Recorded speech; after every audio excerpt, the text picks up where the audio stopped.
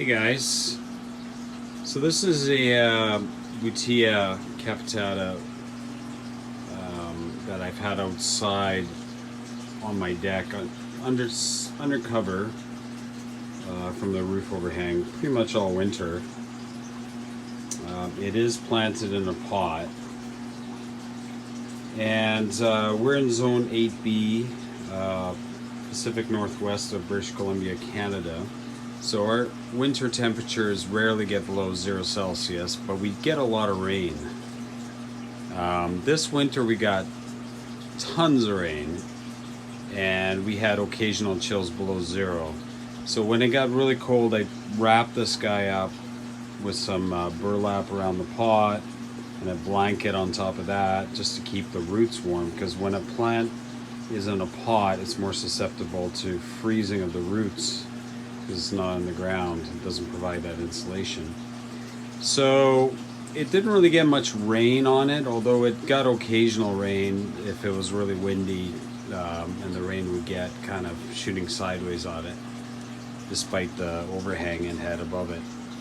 I thought all was good. We're into spring now, and then I noticed this frond coming out was really dry looking and yellowing. So I went to take a closer look, and I pulled on it, and boop, it popped right out easily. And if I looked at the very tip of it, it was brown and it was rotten. And that is defined as spear pull, which is common in palms that have got either too wet or too cold, or a combination of the both.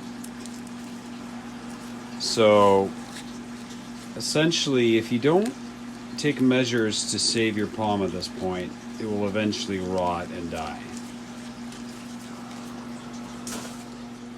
So now this palm has a gaping hole in the middle, and if you look way down in there, you'll see water just pooling in the bottom of this palm. You can't see it on the video, but I assure you it's there. So you have to take measures to save this palm, or else it's just going to rot the trunk and it's going to die. So first step is to take hydrogen peroxide, the type you get in your pharmacy, and you pour a whole bunch down that hole. And by whole bunch, I mean like 1/4 of a cup to 1/2 a cup. And if you see it fizzing and bubbling down in there, it means it's actually killing bacteria and mold and fungus and stuff you don't want. So that's good.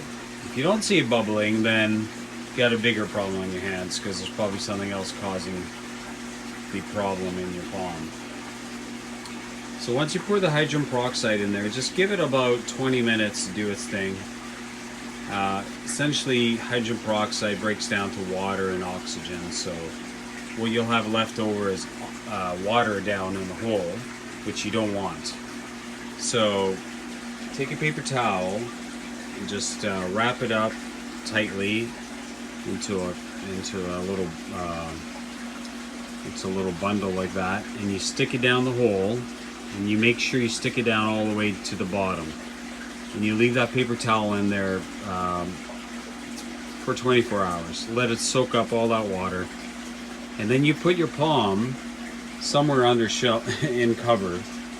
I have this palm in my greenhouse right now, so it's not going to get rained on. And you take out that paper towel, and you can put another one in there just to make sure all the water's out of there. Give it a week, and then do another hydrogen peroxide dose and repeat the towel procedure. And do that again the week following and the week following. Do it for a month. Make sure all that bacteria is dead in there. And then dry it out real good. Keep this palm in warm, dry climate, but continue to water it like you would normally, if it needs it. Like, feel the soil. If the soil's dry, water it. If it's wet, don't water it. And then hopefully in a couple months you'll start seeing a new spear shooting out of there. And if you see that, you've saved your palm. If you don't see that, and these other fronds start yellowing out and drying, your palm is pretty much going to die. And then going forward, at least for this palm, in my own experience, I'm going to keep it inside the greenhouse for the winter or plant it.